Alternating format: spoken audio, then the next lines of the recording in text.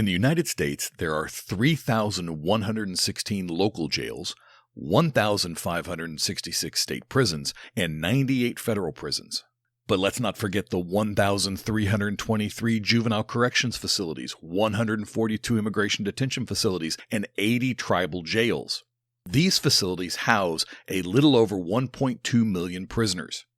These facilities are staffed with approximately 393,000 corrections officers. At first glance, that might seem like a lot.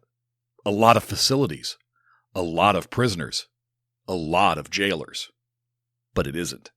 Let's take a look at crime for a minute. The causes of crime have been studied for decades, and while some of the results may fly in the face of what we've been told over the years, facts are facts. For example, poverty does not cause crime, and the number one way to lower crime is through incarceration. You want your neighborhood to be safe? Easy. Lock up the criminals. Consequences matter, and holding people accountable for their actions has proven time and time again to be an effective deterrent. Studies also show that 1% of the population commit over 60% of crime in America. Today, there are a little over 1.2 million prisoners, accounting for 0.36% of the U.S. population. I would also argue that statistically, we are living in a period of very high crime rates. In 2008, the U.S. prison population peaked at almost 2.5 million prisoners. And you want to know what else happened? Our crime rates were at a historic low. Don't believe me? Look it up. There are around 800,000 police officers in the U.S. today, and they seem to garner most of the attention. They get most of the praise, the complaints, the glory, and the training. What little there is of that. But what about those 393,000 corrections officers? They seem to be left behind when it comes to the praise, glory, and specifically training. We refuse to do that.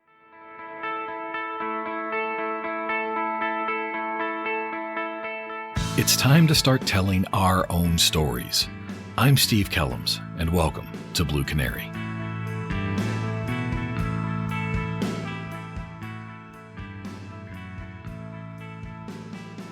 Jeff Carter retired in December of 2018 as the Deputy Director of the Fayette County Detention Center in Lexington, Kentucky. Over his 20-year career, he has worked all levels of custody inside a 1,300-bed correctional facility located in the horse racing capital of the world. Jeff was an instructor for 5 years inside the academy, where he trained over 700 recruits, molding them into successful leaders in the corrections field. While promoting through the ranks, he commanded the Professional Standards Unit, where he specialized in internal affairs investigations and gang intel for 7 years. I asked Jeff to talk about leadership, specifically in the jail system, but most of his advice is relevant no matter where you work. Jeff, thanks so much for coming back on Blue Canary and talking with me again. Thank you, Steve, for inviting me. I enjoyed the last time, and I really appreciate you bringing the corrections into the Blue Canary podcast. And I think it's something that is going to be wanted out there by a lot of folks, that especially those dealing with in the corrections field. Yeah, it's a large part of public safety. The corrections officers, the jail officers out there, I always call them just cops indoors. And a lot of times they miss out on stuff because it's not labeled corrections. And so I wanted to make sure that I did touch on that by having you come in. You're my corrections expert here. But for the people that haven't heard you before, spend a few minutes. Tell me a little bit about your background and how you got into doing what you do. Well, Steve, I started off as I went to the Marine Corps out of high school. Okay, served 4 years as an infantryman in the United States Marine Corps, and then there, being an infantryman, I didn't really focus on any other type of career. I wished I had now. I wish I'd have gone into corrections, but I didn't. But what it did give me was leadership, which is, I think, what's the topic we're going to talk about today. They taught me, of course, how to kill people and how to lead people. So that was what I kind of had a foundation starting with. And then I got out and I became actually an auctioneer, and I sold real estate in Kentucky for about a year and a half. And I still have my auctioneering license, but I wanted to do something else, of course. Being in a small town selling real estate and auctioneering is not, that lucrative, of course. So I decided to go to college and entered EKU, Eastern Kentucky University. At the time was one of the top 3 law enforcement colleges in the country. And I chose corrections. I knew there's always going to be public safety, the need for public safety. You don't have to worry about a job security. So I obtained a degree actually in corrections and juvenile services from the Eastern Kentucky University. Although I used the juvenile side very little, quickly early on, we used to supervise a juvenile facility, but then the state took those all away, ran them themselves, which is great. I was glad to do that. I was glad they did that. And then, of course, started as an officer at the Fayette County Detention Center in Lexington, Kentucky. Now, at the time, it was a, I guess 800. It was 400 bed jail that had 800 inmates in it for a town like Lexington. That's very small. But within a year, a little better, they built a new jail, 1,300 bed facility that we currently have now. And I started off as an officer there, working at the facility, learning to be just a corrections officer. Now, we talk about, well, if you've got this college degree and you're coming in, then of course you know corrections. Well, I can tell you now, I didn't know a damn thing really. I knew I had a well-rounded education about corrections. Okay, I had a well-rounded education, but as far as how to deal with inmates, things like that, the only leadership, I guess you could say, that I had at the time was what I gained from the Marine Corps. So now, what I always like to do with corrections officers is, I looked at whenever I became major in the facility, I looked at my frontline staff as, you're not my frontline officers, you're my frontline leaders. I want you to think like a leader. And if we think about sometimes throughout our careers, staff come in and they may be mediocre officers, but we were collective bargaining. So, of course, we had to go by a list and things like that of who was to get promoted. And sometimes you get into that situation where the people that you have to pick from that's on the list are not the ones you actually would like to have promoted. They just Right. were, they made it higher on the list for whatever reason. Okay. You scored better on a written test. Yeah. So you're picking the best of the evils. Let's put it that way. But what I saw is at times we may have a mediocre officer performed as a mediocre officer, but then due to the fact of the list, we had to promote this person into a supervisory role, and they actually excelled as a supervisor. So they were a mediocre officer, but they excelled as a supervisor. So what I attributed that to, and I guess this may be going back to my college years as well, when we become this supervisor, I think our thinking changes, or it should. We start thinking like a supervisor. I'm not making this decision now just to just to meet the status quo. I'm making this decision now because it's the best for the facility, it's the best for lessening liability, whatever the reason is. But we start thinking like a supervisor. So I wanted to impress that upon my line staff when I became major. Went to all three shifts and told them, you are not my frontline officers. You are my frontline supervisors. You're my frontline leaders. You're leading a group of folks, the inmate population, who have shown society they don't like to be led. They don't like following rules. It's easy to lead people who are wanting to be led. We know we've got a group of people here who does not want to be led, and that's difficult.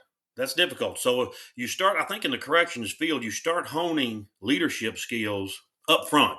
So throughout my career as a officer, and then I was promoted to sergeant, they actually put me in the Bureau of Training as an instructor.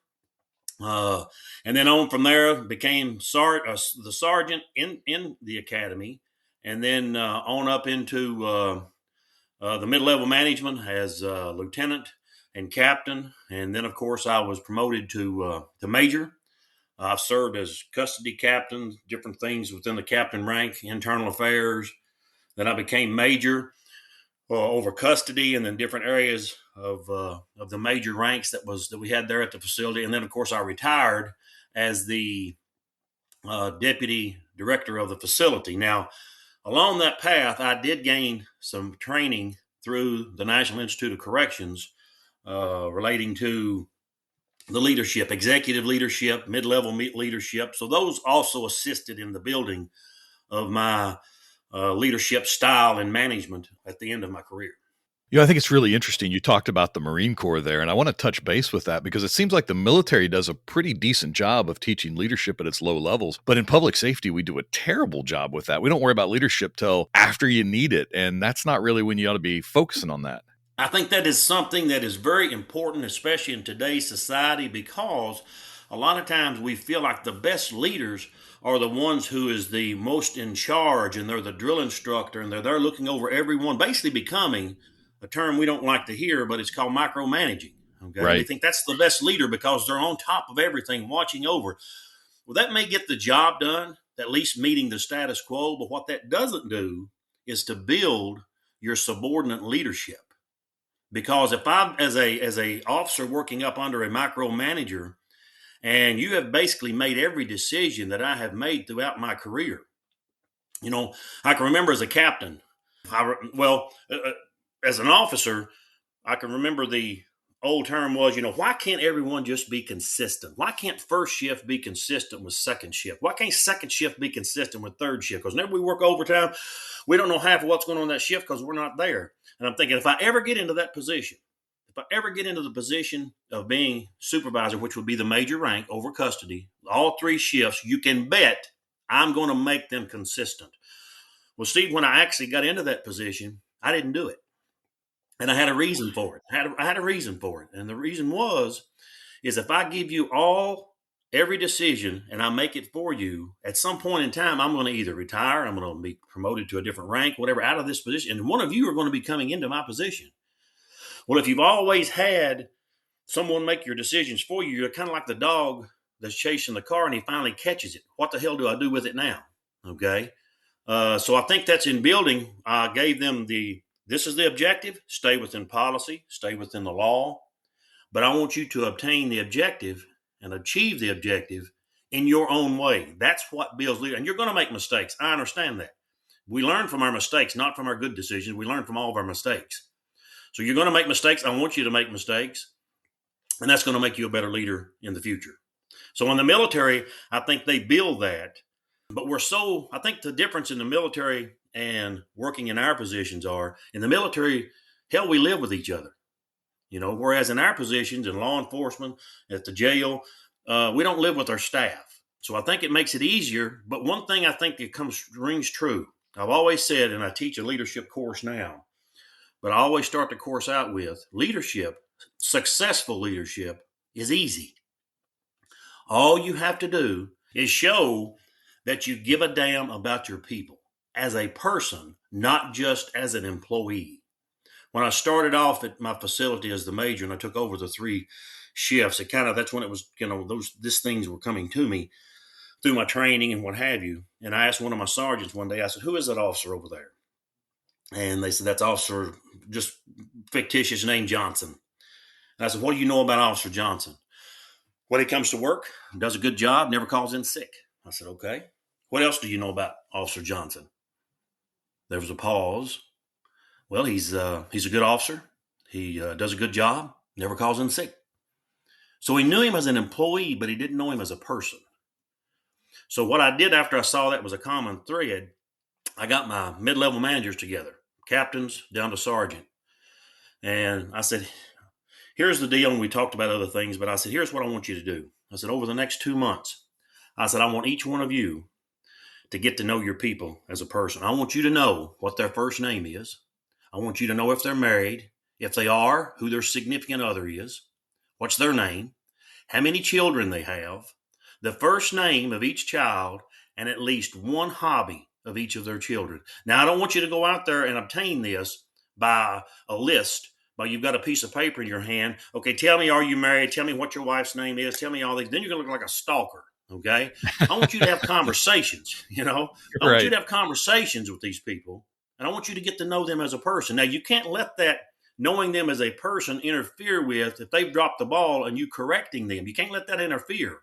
But by knowing them as a person, when staff see that you care about them, then they will care about you as their leader, and they will bend over backwards to make you look good, not just trying to meet the status quo. And I think in the military, we can have that. Yeah. And I think caring has to be sincere because, cops smell bullshit faster than anybody else. And Correct. When it is not sincere, it's going to backfire on you.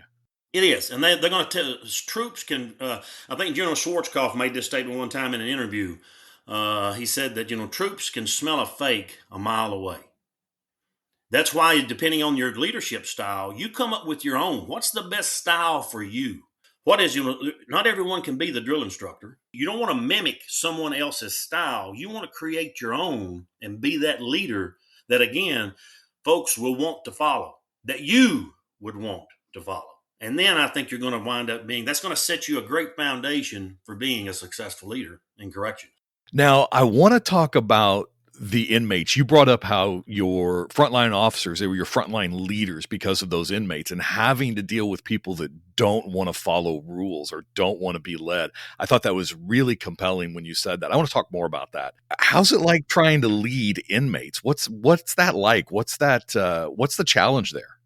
A lot of these folks that we have coming into our correctional facilities, now you have what I would call as a Marine term shitbirds, okay? You got folks who everyone lives by either spirit of the law or fear of the law. If you live by spirit of the law, the reason you're not going to go out tonight and rob a bank or drive drunk or what have you, shoot your neighbor's dog, is because it's not the right thing to do. Whereas opposed, if you live by fear of the law, the reason you're not going to rob the bank or the liquor store or do all those bad things is because you're afraid you're going to get caught. Well, if you live by fear of the law, at some point in time, whatever it was that caused you that fear, okay, I'm not going to rob that bank today because there's too many cars in the parking lot. There's a police car around, whatever. I passed a police car on the way here. At some point in time, that fear is going to leave, and you're going to actually wind up committing that crime. Okay, so we all live by that, one or the other. Well, a lot of our inmates coming in, of course, live by fear of the law, but they also have throughout their life not had any structure. That's why you get so many inmates, especially the prisons deal with this the most, but we do in jail because a lot of times the folks will get out and commit another crime, recidivate, and come back into the jail. So we get those folks as well back into the facility, but they become institutionalized, and many are afraid when it comes time for them to get out because they don't have that structure. They want the structure. So if you can provide that structure inside of a correctional facility, 90% of your inmates are going to fall in line with that. They want the structure. They want to be safe. Okay, so in leading them, you basically lead inmates the same way you do staff. Now, I'm not going to know who your wife is. I'm not going to get into that in depth as we talked about earlier, caring about with staff, but you need to care about them as a person. The old adage that, you can always tell when an inmate's lying.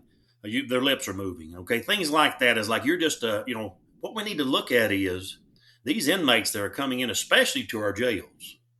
These are the same folks that this weekend, they're not in there pulling 20 years. These are the same folks we're going to be sitting next to potentially at the ball game this weekend. So if we treat them like they've got a tail inside of our facility, how are they going to potentially treat us out in the community?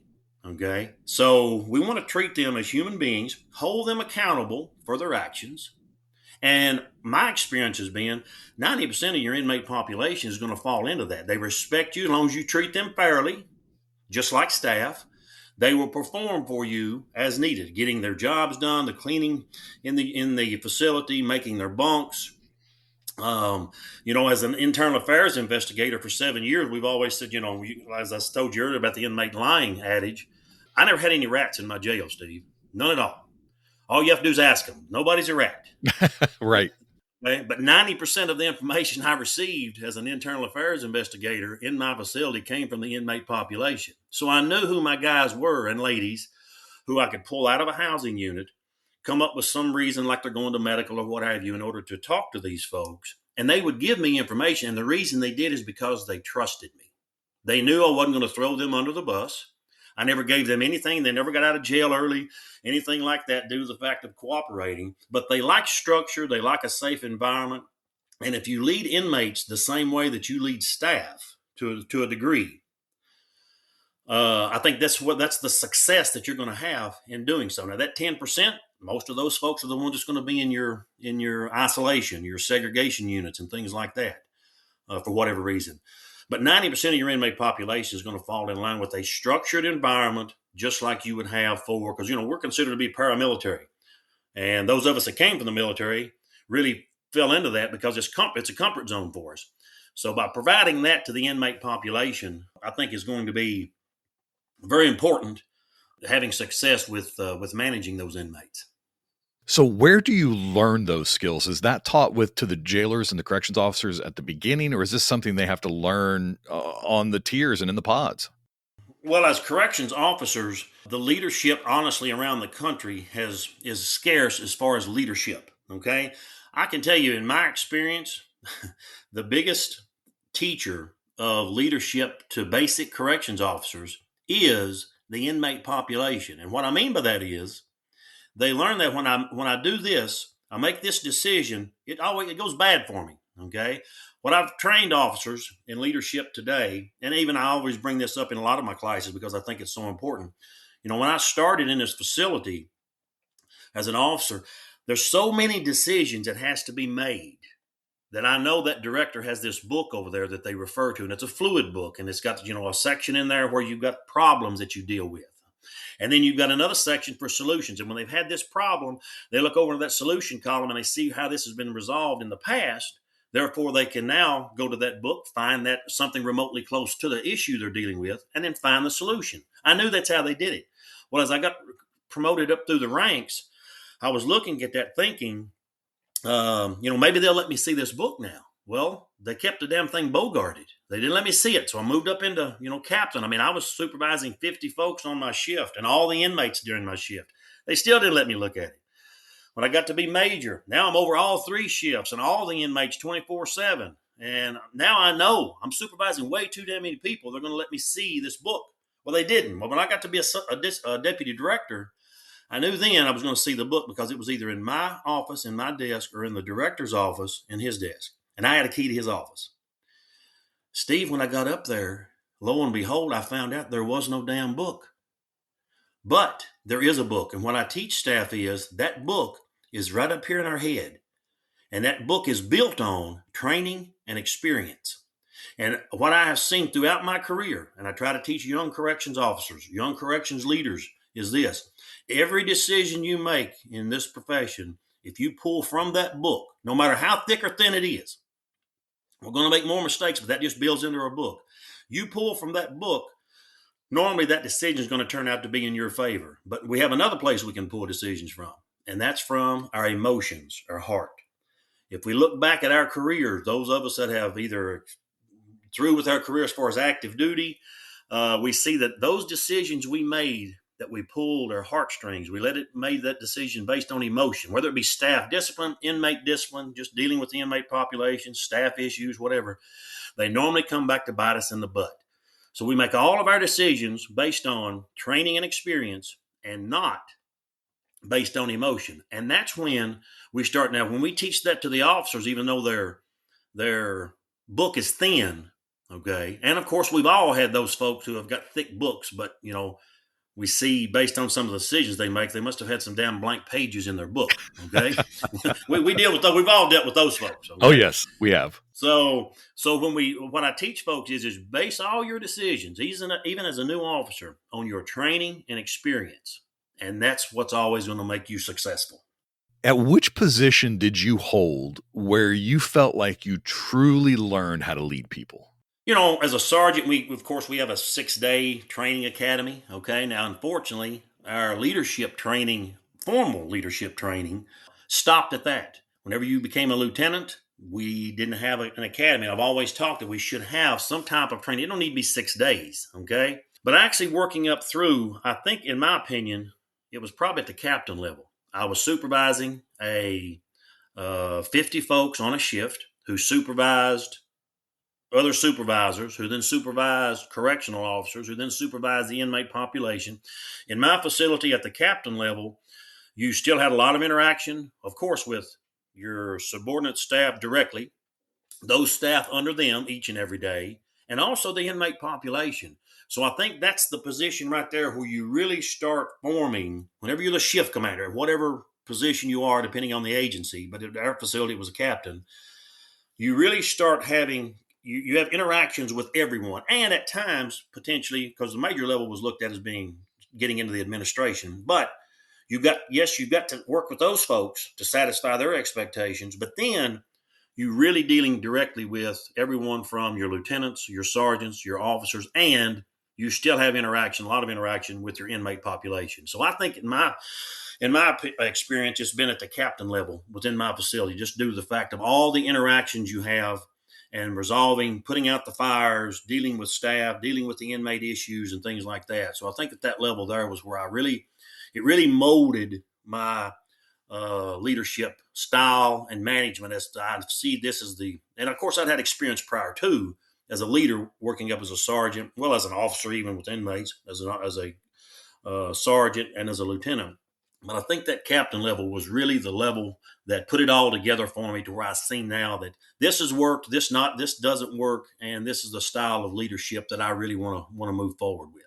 I think it's really interesting, and you've already touched base on this. I want to circle back to it because in public safety, it seems to me like we treat leadership like some kind of mystical thing that just kind of has to happen because there's the training we get is sporadic or after the fact. And, you talk about having a sergeant training, but nothing for your lieutenants. As you were promoted through the system on the leadership training, what positions did you get training before you took the job?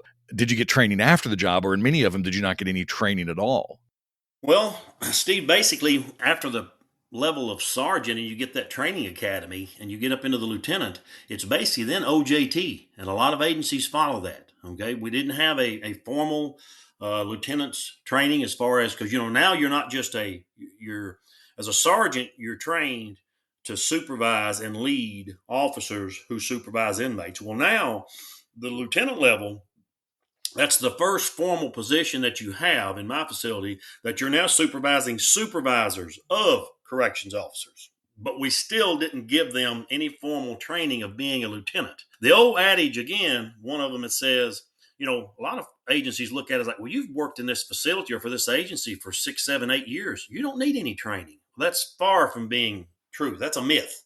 Okay. Because in your position, as we take on a sergeant and a lieutenant's level, we think, well, you've been a sergeant, therefore you can do the lieutenant. Well, that's the wrong way to look at it. What I look for in promoting a lieutenant is, as a sergeant, were you acting as a lieutenant? Were you, not as an acting lieutenant in a position. I'm talking about, were you behaving as a lieutenant? That's the one I want. Do I feel like you also have the capability of being a captain? Do you have those characteristics?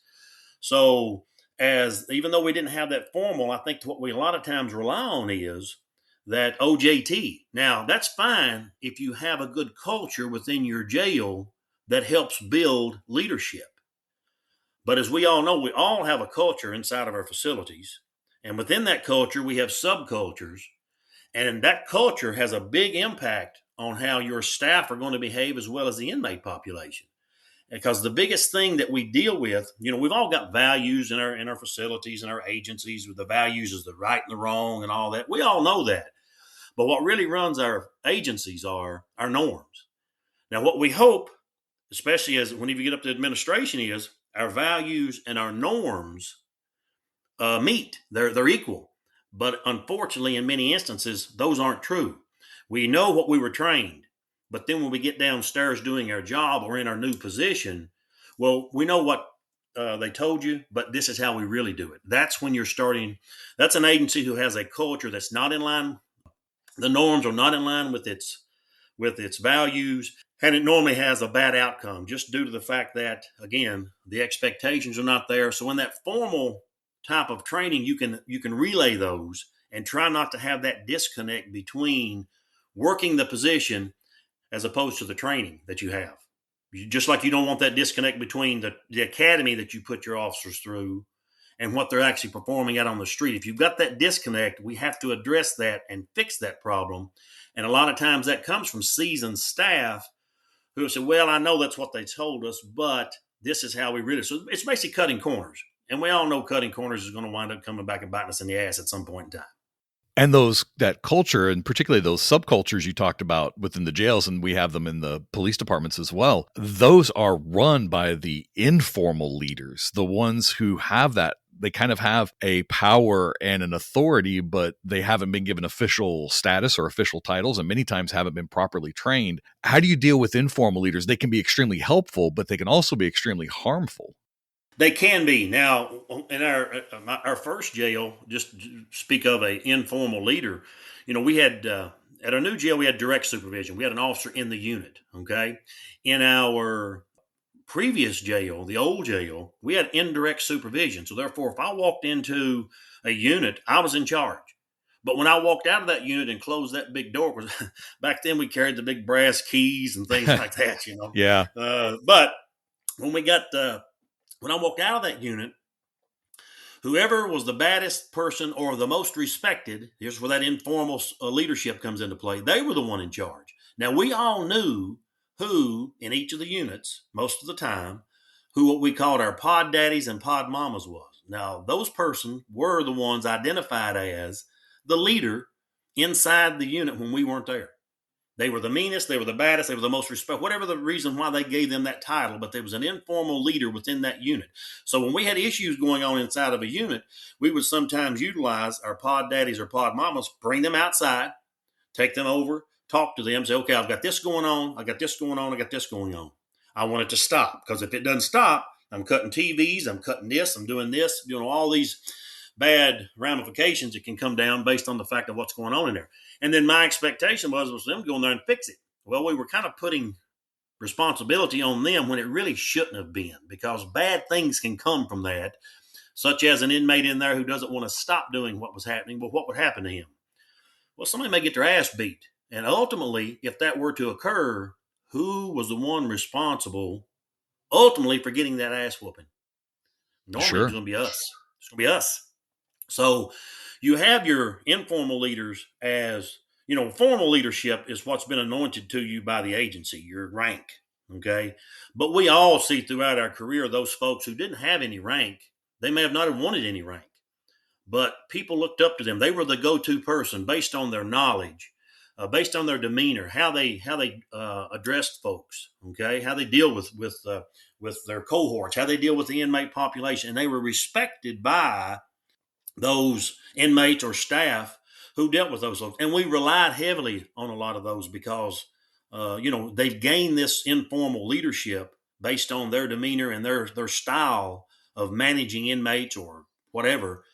Though we relied on them a lot because, again, they were trusted. We know they could get the job done. They were the go-to person. So you've got to have those folks. Now, what your ideal environment would be if you had a whole agency full of those go-to people. Unfortunately, that's not reality sometimes, but in many occasions.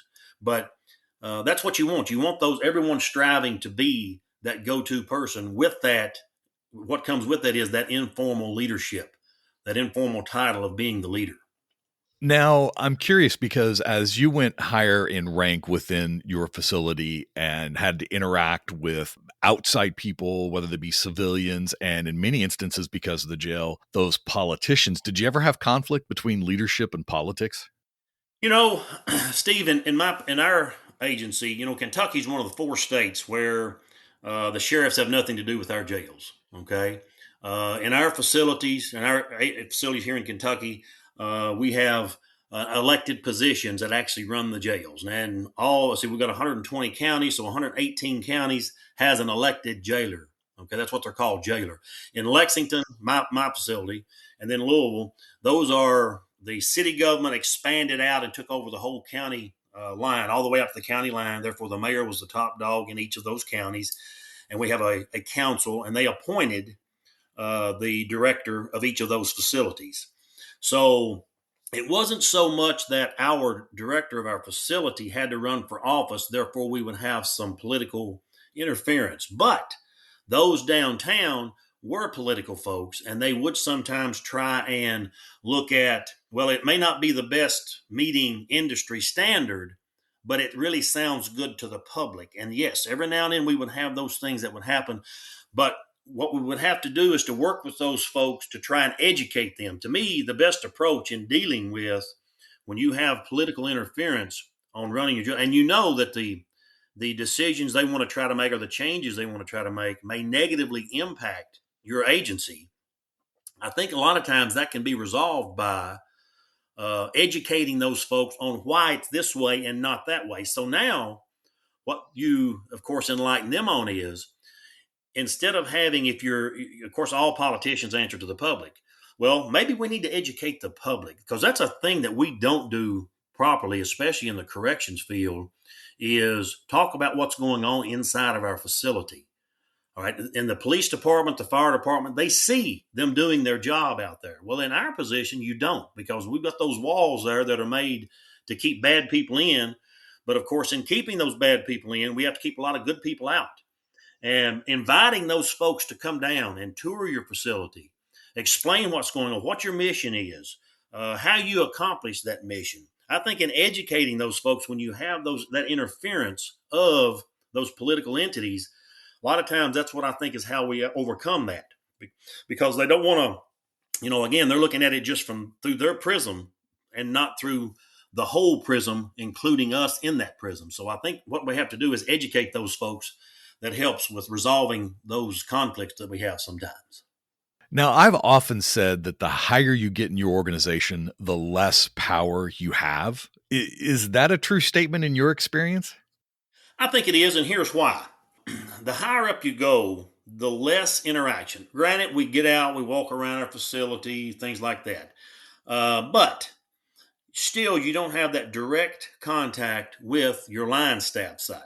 Okay. So the higher up you go in rank, like I said, at the captain level, I really still had that exposure to a degree, not as much as my sergeants did, not as much as the lieutenants did. So as you go higher up in rank, you have less exposure to your line staff. So in doing so, your expectations then are filtered through different levels in order to put those expectations out there. Uh, so I think that yes, you set those clear expectations, but you have to make sure that they're clear to where everyone understands them, which is why I think a good example of that is when we come up and I'll put out a policy change or a new policy. And I see so many times agencies who send those out, they'll say, this is the new policy, or we've got a change in this policy, and here's what it says, and you're expected to follow that. Well, the thing is me and you can read one policy and we both have a different interpretation of that policy. So therefore, we would both be thinking we're in compliance with it, but ultimately we're not because we both have a different interpretation, which is why I strongly impress upon agencies that if you've got a new policy, you've got a change in policy, get everyone together, throw that out there, get the questions that's going to come from maybe, do we do A, B, C, and then F, or A, B, C, D, E, F, and G? No, you do A, B, C, D, F. Oh, okay. That gets everyone on the same page in doing so. But we one of the major goals of administration, the higher up you go, is to not have that wedge built in between you and your line staff. Well, the biggest way that we can have that wedge occur is when line staff doesn't trust the administration. Why don't they trust administration? A lot of times they feel like they're not giving us the information. And you know what? That's an issue for administration because we feel like, well, you know this, therefore I don't need to tell you. Well, in many occasions they don't know. So a lot of times that wedge that's built and that distance we have between our administration, our supervisors, and our line staff comes from lack of communication, period. That's what it comes down to, lack of communication. I'd rather tell you something that you already know than not tell you something that you didn't know, but I thought you did. So in doing that, I think that distance, it's an everyday struggle that supervisors have with staff, and a lot of times that comes from, again, lack of that communication of those expectations and how we want it to go. And so we sometimes build that, I think, that distance between our line staff and administration, and of course, line staff and your mid-level managers as well. Again, something else that you've definitely touched base with. I believe that we have a problem today in the United States with leadership in public safety. Now, there are some great sheriffs, there are some great chiefs of police out there that are doing really wonderful work, but I think they're the exception to the rule as opposed to the rule nowadays. Do you agree with that? And if so, why do you think that is? Well, I think there again we go back to communication. They know others just see what's going on. Well, one of our biggest adversary, I think, is the media. By putting things out there that's just wanting a story and not working well with our media to say, now wait before you put this out there because you have to understand the premise behind it. Sometimes we feel like by putting things out, in the community, we we're behind the eight ball a lot of times during these situations, Steve, where everyone else can speak to the matter, but we can't. We're muzzled. We can't say anything and explain why these things are going on. What was the context that this occurred in? And I think a lot of times by taking that out of context can also make someone, again, the perception of it is that you're hiding, you're not transparent, you're doing something wrong and basically trying to cover it up, whether that is on the street or whether that's in the jail. So I think our communication in doing so, working with our media folks, and getting that resolved, being forefront, coming forward with any issues, being transparent. If we drop the ball, by God, we drop the ball. but coming forward with it and explaining, not allowing someone else to basically steer your agenda is what I think is, and many times in some of these instances and issues that we're seeing, especially in the news, is the problem. We're letting someone else basically create the agenda or the narrative instead of us. And we should be doing that. And don't hold back, even if someone else is creating a different narrative. No, we need to put ours out there. So I think it's just that communication thing again with the public and knowing what we're doing and seeing that. And I think that helps to start with is let's not wait till an issue happens. Let's not wait till an issue happens before we start trying to then build our rapport with our public, with our political folks. Let's start that prior to that way that we've already got those respect points leading up to before the incident ever happens, including the media. So, what advice do you have for younger corrections officers that are just starting their careers and just starting their leadership journeys? Well, first of all, congratulations. You're taking on a job right now that very few people, first of all, can do, and even those that some can refuse to do because it's not an easy position. You're going in again in an environment where it's you don't get a lot of your clients are not very receptive of you doing your job. So, and that meaning the inmate population, of course. If you're doing your job, that means you're keeping them inside and making a lot of decisions for them that they don't want you to make. But caring about your subordinates when you've taken over, if you're a sergeant, caring about your officers as people, knowing them as people as well as staff, showing them that you are the person who's doing your job. You're educated. You go out, you've gone to get training. I strongly encourage them to go out and receive training that's offered out, or never pass up an opportunity for training. Okay, because I think that's right now also one of our disconnects around the country is in some agencies we have that disconnect between the training, not receiving any at all. Okay, because anytime a lot of these sheriffs, and I don't mind stepping on their toes whenever I go to some of these conferences, is anytime a sheriff's department faces a budget cut, first thing they say is, okay, let's go to the jail. Let's cut some money from the jail. Well, you go to the jail. Well, we can't cut people because we're already understaffed. So first thing they want to cut is training. Let's cut the training budget. Okay. Now, what they don't understand in many occasions is, or I think they do, they just overlook it. That jail, I don't care if they've got 25 people or 2,500 or 25,000. That's the biggest liability they have in their community.